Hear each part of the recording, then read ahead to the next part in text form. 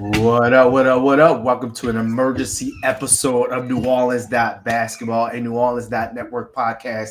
As always, I am your host, Raphael Rattler, joined by my fellow middle brother, Garrick Raphel. What's popping with you, bro?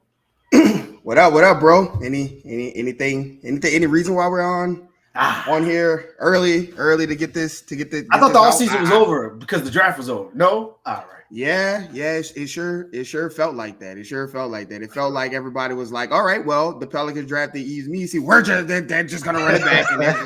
But no. I guess there were deals to be done in the creeps of the night and overnight. So yeah, Pelicans have made their move and gone in for Dejounte Murray, and it's certainly quite a deal, and it's weird to be on this side of a Pelicans trade, which we'll get into in a little bit. How's everything on your side, bro? Everything is blessed, bro. I was excited. I saw it come through immediately. Like, I'm not one of those people that instant reacts at things. I like to know all the details before I feel some type of way.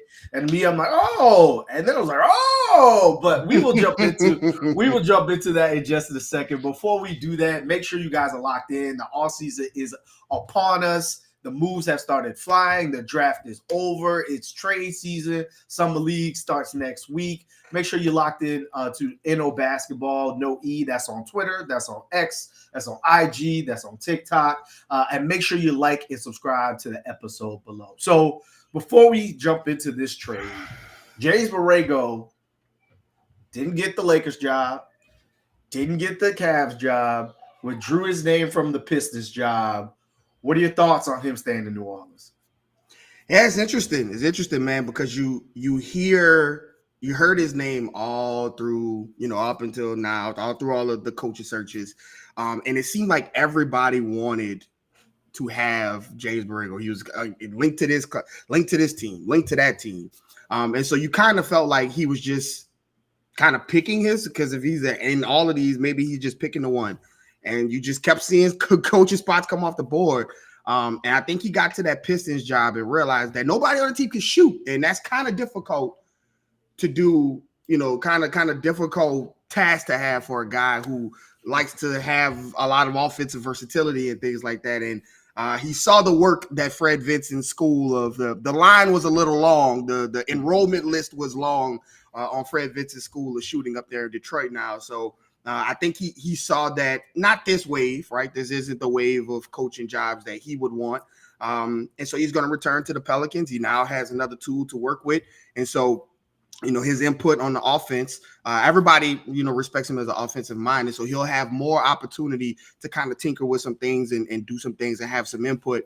And then maybe see what's available. We've seen that coaches Monty signed a deal, and the next year he was the largest deal in coaching history. And then the next year he was gone. So these coaching jobs don't last long, in the NBA. So he'll have another opportunity if he wants to before the Pelicans. It brings back another offensive mind, some ingenuity with this new team, with this new roster. And so it'll be interesting to see what he can contribute and what that looks like on his resume moving forward. Yeah, I think it's always good when other teams around the league want the people that you have in-house. And even though he didn't get a second opportunity this time, again, to your point, I think his name is going to be up. And I want to talk about him a little bit later to the show as well. So let's not bury the lead. The Pelicans make a trade for Dejounte Murray, acquiring an all-star and not giving up a whole lot. But before we jump into the details of the trade, I want to rehash what David Griffin said in his postseason presser. Two quotes in particular.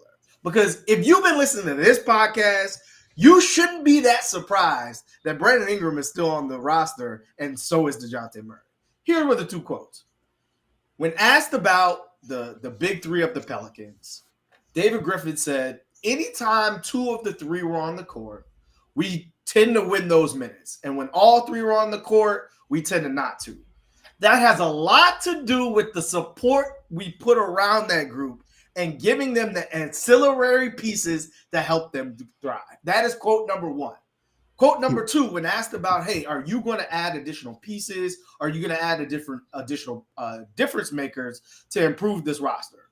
Quote number two, I don't know if it's difference makers as much as it is the pieces that make the difference makers we already have fit better. So again, if you really pay attention and you don't jump to conclusion and you don't fall off a cliff every time there's a player signed or traded or drafted that you wanted that the Pelicans didn't get, they've been telling you what they've been thinking all along. It wasn't necessarily how do we go get some megastar. It was how do we get better pieces around the pieces that we already have. And so when you look at this trade on its face, let's talk about what you gave up. You're giving up a Lakers first next year, which again, they have a brand new coach. LeBron is a year older. Anthony Davis just came off one of his healthier seasons. I don't know if he's going to be able to replicate that 2 years in a row. But all in all, the likelihood, even though it's a really good draft, the likelihood of it being a really good pick is low, right? It's probably, at the best, teens, maybe 8, 9, but you're probably not looking at a top 5 pick. Then you're giving up a 27 first-round pick, the worst of either the Pelicans or the Bucks. 2027 seems like so far from now that I'm not sure that pick has that much value. And then you look at the players you give up. E.J. Liddell saw almost negative minutes for the Pelicans last season. Larry Nance, we talked about it all season. It was inevitable that he was going to be in this trade or in some type of trade this summer, not just because of his fit, not just because of his health, but because he was one of the only players on the team making any type of money more than like $2 million. And so you were going to have to aggregate his salary in order to get a better player.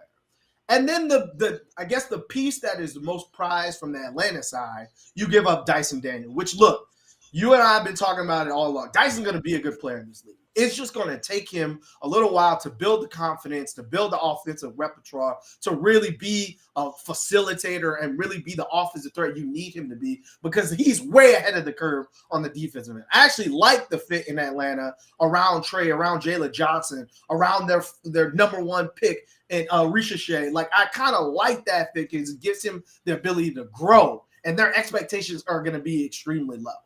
That's what you give up. Do you think that's too much? Do you think that's enough? Or do you think, that was a steal by the Pelicans?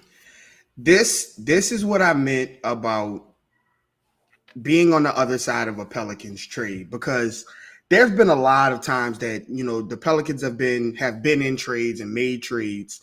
And it seems as though the Pelicans didn't get enough. They got fleeced.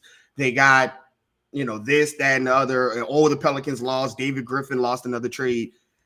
I think this is a big time win for the Pelicans. And let me tell you why. Number one, first of all, the Hawks are going into this. They got Dyson Daniels. Obviously, that's the pick. But what I think this shows you is that they're trying to short the Lakers, right? They're thinking more along what you were saying about how they have a lot of moving parts, a lot of different things going on, and they're banking on them not being good. Now, Lakers not good is usually like the play-in tournament or something like that. It's not like missing the lottery. Like, since LeBron has gotten there, it's not Pistons since bad. Right. It's right. It's not Pistons bad. It's not anything like that. So, like, to your point, where does that pick really land? Now, that's a risky bet on Atlanta part, because Bronny James stepping in there. That's what I'm saying. That's he got drafted by the Lakers? I didn't know. Yeah, Bronny might take over the league, but I think it's an interesting bet by the Hawks. And so when you look at what you gave up, right? You didn't give up any of your picks, any of your future picks, so you still have your picks to trade in the event that you would want to do something else. You still have another Bucks pick. Like, you still have a pick chest, right? And also, we were just talking about this, like, if you were going into these discussions, and I think we've seen that the Hawks and the Pels were engaged earlier in a what's up, Superman? Earlier in the trade, with the Hawks and the Pelicans, they were engaged during the season. I think it went from like we talked about it. They wanted Herb, and the Pelicans were like, yeah, we're just gonna hang this call up. And I think that that the contingency was always to come back to that, to see if there was a deal there, and you gave up Dyson Daniels, and you really got like a supercharged, ready to contribute now version of Dyson Daniels in Dejounte Murray. And I think that can't be explained enough. Like you gave away a player type, but you also got a better player type to kind of come in and do those things. And you plugged some of the holes that you were looking for while also still continuing to build on that defense. Dejounte is only 27 years old, right? So he's falling right in line with Brandon Ingram, with Zion, with, Trey and Herb. Like this is not you're trading for an older guy. Like this is a guy that can grow with your core and be kind of on that same timeline. And then also like this has to be a plus in the eyes of like Zion and Trey and Herb, of guys. This guy is going to come in. He's a dog, right? He's a guy that does that. And so you've also poured into like, hey, we're not sitting on our laurels. You're sending that message to Zion and to Trey and to Herb that like we're not just sitting around and sitting on our laurels. And so it took a while to get there, right? But I think this deal with the Pelicans got, if this is the kind of deal that was going to come out of that and took a little talking and massaging and having to see the draft go by, then I think you let that time go and you allow things to play their way out. And that's why, like you said, we're always looking to see, just because it doesn't happen today doesn't mean it's not going to happen tomorrow. And so obviously you have other things to do, other things to address, right? You have the center position, obviously, but I think getting Dejounte and keeping Brandon Ingram, whether that's to keep him on the roster or have him still available to make another trade if that is something that the Pelicans, if they can't come to an agreement, right? Woj this morning reported about the trade and said that Brandon Ingram still wants to be in New Orleans. The Pelicans still want to, but they still have to find their way, to find their way to common ground on that contract. So if they don't, he's still available to make another trade and have that salary to bring someone else in, or if you keep him, like this is a really good team that we'll get into. Right. So let's talk about the player first. I agree with everything you just said. So he's 27, turns 28 this year. His contract, he's on contract for another 3 years with a team or a player option after that at 25, 27, and 29 million. With the way the cap is projected to increase over the next couple of years with the new TV deals and things like that, having an all-star who was at one point a second team all-defensive player who's still in their prime, because people don't exit their prime till like 32, 33, that's going to be a really good contract, right? And so you talk about, just from the business side of the house, that's a phenomenal player to add to the talent you already had. But then you look at like how he fits with the team. He shot 39% on catch and shoot opportunities last year, off 4 a game. So he was already playing off of a player who dominated the ball. And you're going to have players, whether it's BI, whether it's obviously Zion, whether it's CJ, dominate the ball. So you need someone who's already comfortable playing off the ball. But he's also a player who can get his own shot and average 20 points. The Pelicans right now have 4 players on their team that averaged 20 points last season. Like, that's a great place to be. And, so that's the offensive side of the ball. You get more playmaking, you get more scoring, you get more facilitation. But on the defensive side of the ball, he led the NBA in steals over the last 3 years. And it just so happens to be the person who's in second was Herb Jones. So now we talked about it 2 episodes ago with the Celtics. You didn't necessarily need a true traditional Chris Paul point guard.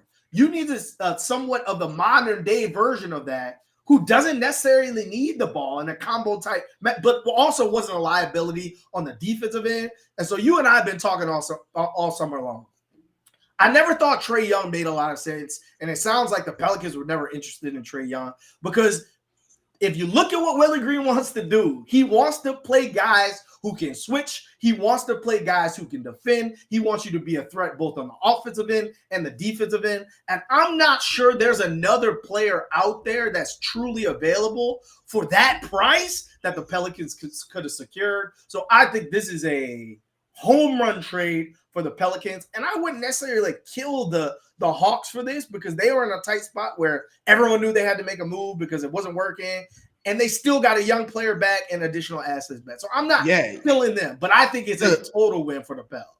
Yeah, I mean, listen, again, this is weird to have the Pelicans. Like, the Pelicans won a bidding war for Dejounte Murray. Like, Dejounte wasn't just the Pelicans in talks with Atlanta, and they weren't talking to anyone. Like, Dejounte is a really good player on a great contract, especially when you think about the cap going up 10% every year. Like, he's on a incredible contract, and he still has years left on it. So people were calling, for Dejounte.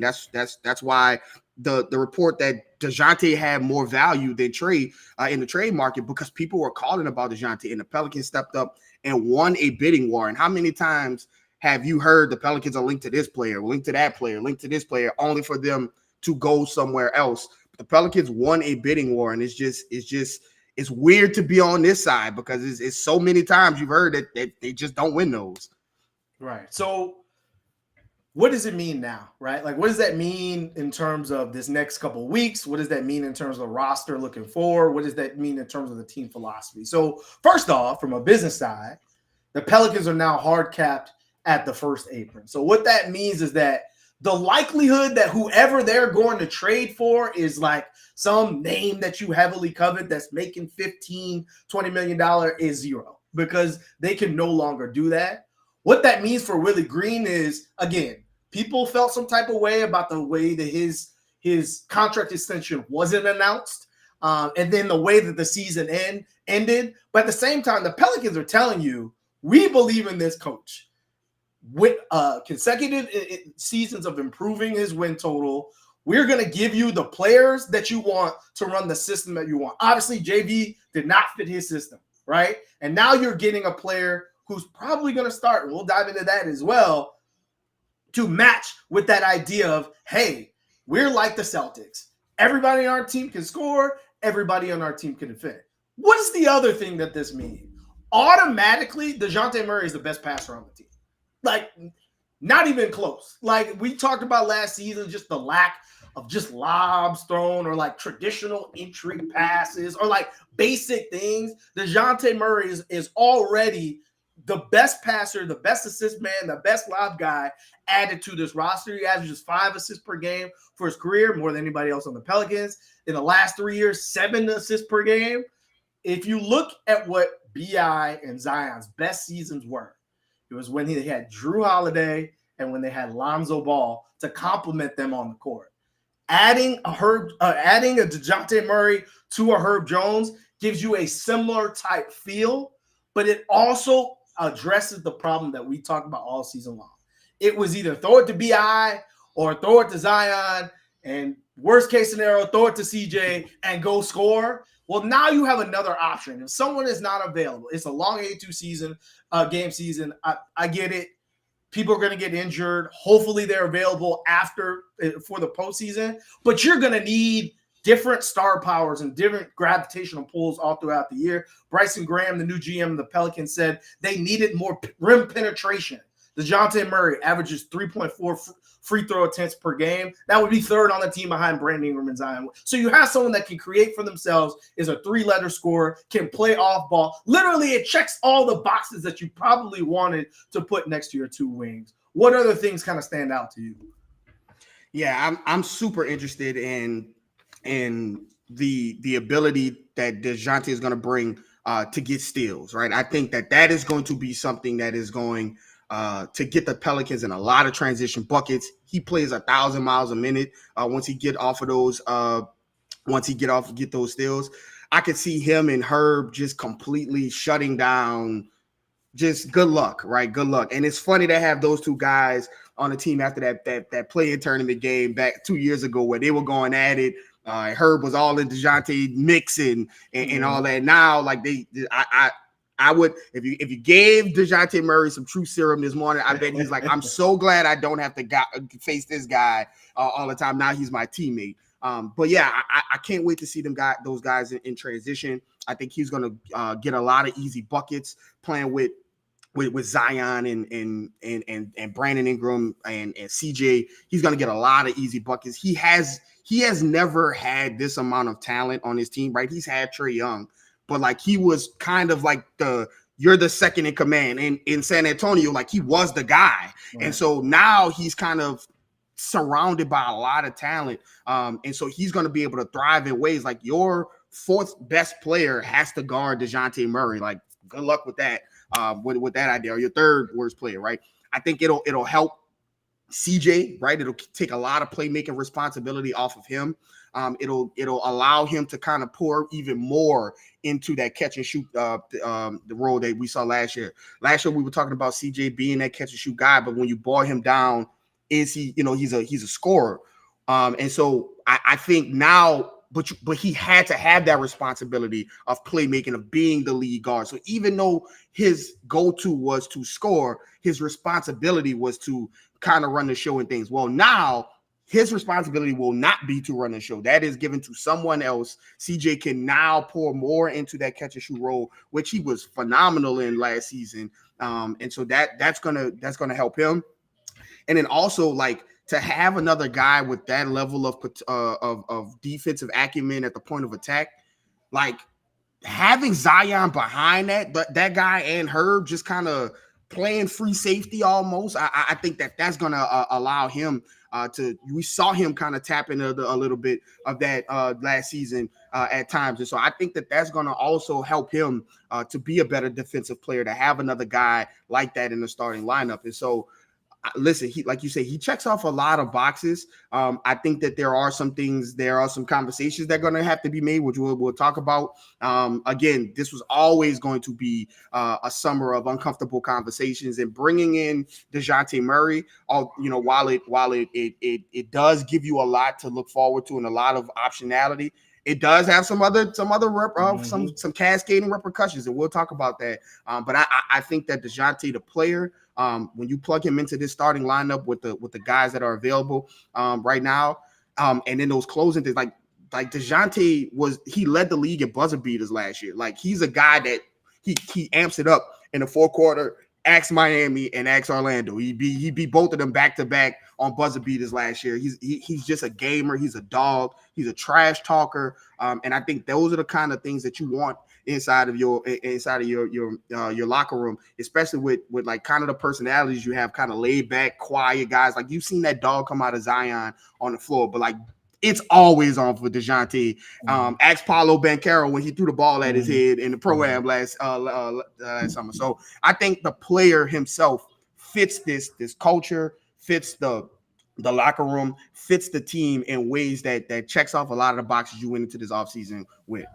Right. So the question now, with the new NBA season officially starting tomorrow, is what's next, right? So the first thing, obviously, is what's going to happen with Brandon Ingram.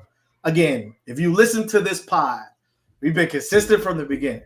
It just never made sense. Like, Grit came out after the announcement, or after the draft, and said, Brandon Ingram wants to be here. We want Brandon Ingram here. It's a financial thing. It always made sense that all of this was posturing to say, Brandon Ingram, no one else is going to give you the max. We want to put more tools around you, but in order to do that, we're not going to be able to get you the max. Look, you said that, hey, in your your exit interview, you said that, hey, would it be helpful for you at a point guard? We just talked about it. Your best years were with Lonzo and Drew. We just got you a point guard. Hey, you still need Trey to help space the floor. We got to pay Trey. This is going to have to be the give and take. Brandon Ingram said in his exit interview, hey, the performance is usually what rewards these type of deals. The last time around, it was easy to give a max contract coming off an all-star year. This time, you're coming off an awful playoff performance in a year that you classified your worst NBA season so far. You got to give and take a little bit. So I think that's what this posturing is about. I see some people in the comments. I've seen some messages. We just talked about the first apron problem. I don't think that you are going to get a center that is worth Brandon Ingram. So if you're trading Brandon Ingram, it's probably for pieces. And like, I don't think that's smart. I would rather go in, if I'm the Pelicans, I would rather go into the season with 4 guys who are 20-point scorers and some centers to complement them, and for all the role players on the bench, than to go get more pieces, right? And more draft picks, especially when you're going for it. So we talk about that. That says, okay, well, then what centers could you get? You and I have talked about this. We've mentioned him on the pods before. Right now, with the mid-level exception, but with the trade exception, with Kyra Lewis going out to Toronto for about $5 million, the name that makes a lot of sense and been rumored on the market is Walker Kessler. 23 years old. He's making $3 million next season. You're not going to be having to trade a treasure chest of things in order to get him. He fits that mid-level. He was 16th in the NBA in dunks last season. He was 6th in blocks. So rim protection and the ability to maximize on those things. What are your thoughts on the Pels saying, you know what, let's go make Walker Kessler our starting center? Yeah, so just to backtrack, the BI situation, yes, it is a situation that needs to be addressed.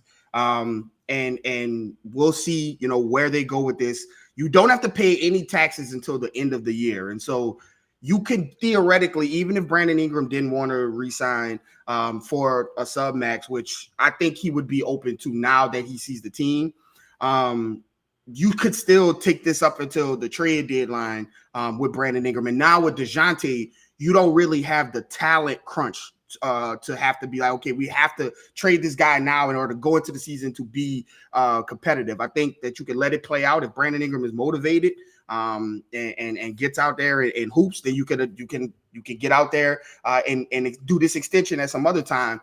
Or if he raises his trade value, you could trade him at a later date. But I don't know if you're so looking to trade Brandon Ingram right now, especially with the position that you need, because the Pelicans really don't have other than center, they don't really have like, we need to trade BI for this type of player, that type of player. And so they need to they would be trying to get a center, and there's no center available. I see people talking about Cat. I don't know if Cat is the trade that they're going to make, because I don't know if Minnesota is. You have to have somebody to trade, and I don't know if how interested Minnesota is in Brandon Ingram, number one, and how interested they are in giving up Cat for Brandon Ingram. I don't know if that's something that they see as a move to help them. It might be a lateral move in their eyes, or even worse because of the fit. And so there you have that situation. So I think that the Brandon Ingram situation, it will result in probably him coming back for a lesser than max deal, maybe 2 years, and then he gets back into the market at another time.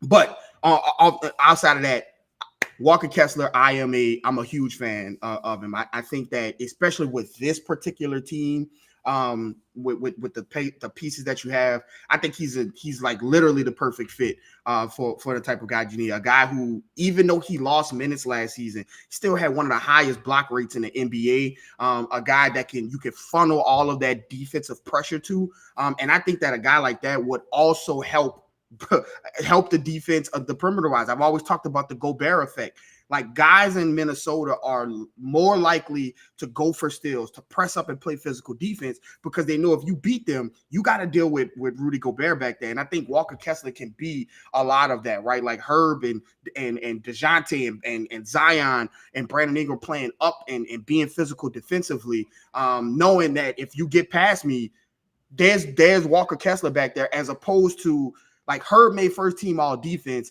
and he knew that if you blow past him and JV was back there, you're probably going to score. So, like, imagine his mindset and his defensive capabilities if he knew, hey, if you blow past me, I got help back there. And so I think that is a perfect fit. And he's very young. And so that allows your core to build, right? He's 23, so that allows your core to build, and it takes a lot of pressure off Yves Missi, right? Because Yves Missi right now is like, you're the rim protection. If you're not ready, if you go get some kind of situation, right? Yeah. Exactly. Yeah, you don't have really a ring. So I think those two guys they'd work well together as like a tandem as far as the center position, and that'll give you your 48 minutes of rim protection, or in rim running. So I think that's Walker Kessler is a good fit, especially with the money that he makes, and kind of locking in a young core with. Like, there's a lot of seasoned young players on this team now, right? When you talk about what Brandon Ingram has gone through, what CJ has gone through, what Zion has gone through, what Herb has gone through, what Trey has gone through. Like, these guys have been around, so they're not like wet behind the ears type of young players. They're guys who've been there and played in and play-ins and playoff games and gone through a lot of life things. So I think with this team, including a guy like Walker Kessler, I think that is the kind of team that can go out and do some things. And then you also wouldn't have to like give up a lot of things to get him. So I think he's the prototypical guy that you would try to go for. And I think that's something that the Pelicans would be missing out on if they don't at least call and see what especially since Utah just drafted Kyle Filipkowski and they're ready to kind of plug him in as the new center or whatever it is moving forward. Right. And so, you know, the knock's going to be, hey, that's not much floor spacing from your five, and Zion likes to operate in the paint. Like we've talked about before, Zion is really good at finding the dunker spot. So as long as you know how to be a threat on the offensive end, I'm not sure that three-point shooting is necessarily what you have to have from your five. And worst comes to worst, if you want to play a stretch five, I think that there is opportunities Daniel Gafford and Derek Lively were in the finals. Derek Lively made 1 3 his entire rookie season and was in the finals game. All right. So like it helps, but I think there's a way you can mitigate that. You can play minutes, especially with these many guys that are two-way players. You can play minutes where Trey is the tallest person on the floor. You can put minutes with Zion is playing the pseudo five and things like that. I think there are ways to, hey, if we need more shooting with this lineup, to get around that. So let's talk through the hypothetical if Brandon Ingram and CJ McCollum are still on this roster going into the season. Because, again, I think the Pelicans aren't necessarily looking to go see if they can go spend $40 million. I'm not even sure with the Abram rules if that is possible now that they're hard cap to get into that next level. So if you look at it's possible, but it'll be hella expensive. I don't think the Pelicans are going to do that. So hella expensive. If you look at the top 8, and usually that's what plays in the playoffs. If you put out a top 8 of Dejounte Murray, Herb Jones, Zion, BI, center to be named, call it Walker Kessler if you can get there, CJ McCollum, Trey Murphy, Hawk, and that's even before you start talking about some of the stable of shooters of Matt Ryan and Antonio Reeves and J.R. Reeves, a Swiss Army knife type player, Yves Missi. That's a hell of a top 8 to go into a season with. But let's bring it up, and this is the topic that everyone's talking about. We've been talking about for 2 years. This will require CJ McCollum to go to the bench and become the sixth man. Now, CJ is 33 years old. We just talked about all these names on the roster who are 27, 25. Zion's turning 24 in 2 weeks. Trey's 24, things like that. CJ is the outlier to this group.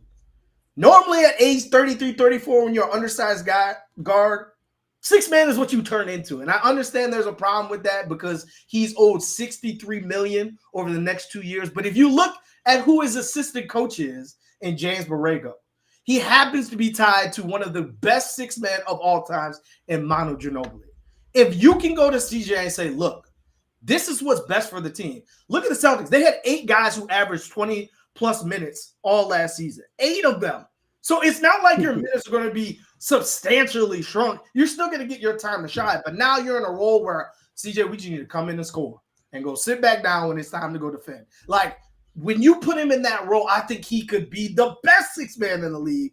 What are your thoughts? Do you think these are conversations that are being had with him? Do you think that this is something he would be open to?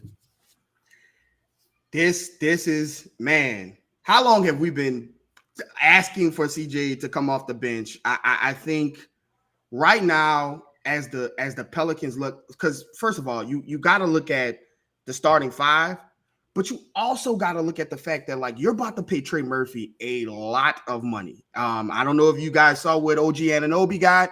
I don't know if you guys saw what Emmanuel Quickly got.